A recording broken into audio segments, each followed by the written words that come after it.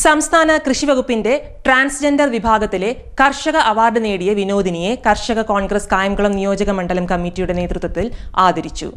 കർഷക കോൺഗ്രസ് സംസ്ഥാന general secretary ചിറപ്പുറത്ത് Murali memento നൽകി ചടങ്ങ് ഉദ്ഘാടനം ചെയ്തു.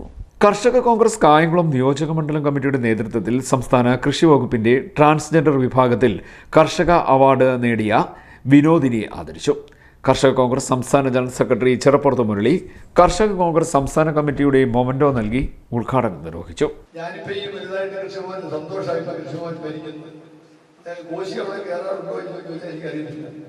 ഞാൻ എന്തായാലും കാർഷിക സമിതിയിൽ ഇപ്പോൾ അംഗമല്ലാത്തതുകൊണ്ടും എൻ്റെ രാഷ്ട്രീയമായ തിരക്കുകൊണ്ട് ഞാൻ പങ്കെടുക്കുന്നില്ല. അതുകൊണ്ട് എനിക്കത് അറിയാൻ കഴിയും.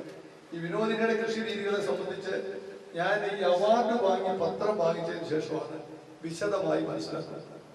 ആ മനസ്സിലാക്കിയപ്പോൾ എനിക്ക് സന്തോഷം തോന്നി. കാര്യം വളരെയേറെ കാലമായി എനിക്ക് നേരിട്ടറിയാവുന്ന ഈ പ്രദേശത്തുകാർക്ക് അറിയാവുന്ന നല്ല ഒരു അധ്വാനശീലയായ ഏത് മേഖലയിലായാലും കഠിന പരിശ്രമം, അതാണ് ഇന്നത്തെ മനുഷ്യർക്കില്ലാത്തത്.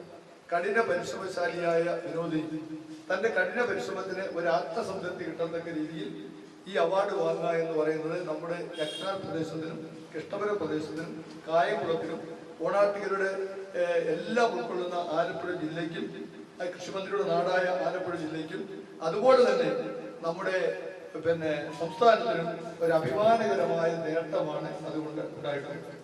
ആ കഠിന പരിശ്രമം എന്ന വാക്ക് ഞാൻ ഉപയോഗിച്ചു. ഇവിടെ ആരോ സൂചിപ്പിച്ചു ഈ ശരീവിക്കായി ഇപ്പൊ കൃഷി തുടങ്ങി സന്തോഷം സൂചിപ്പിച്ചു.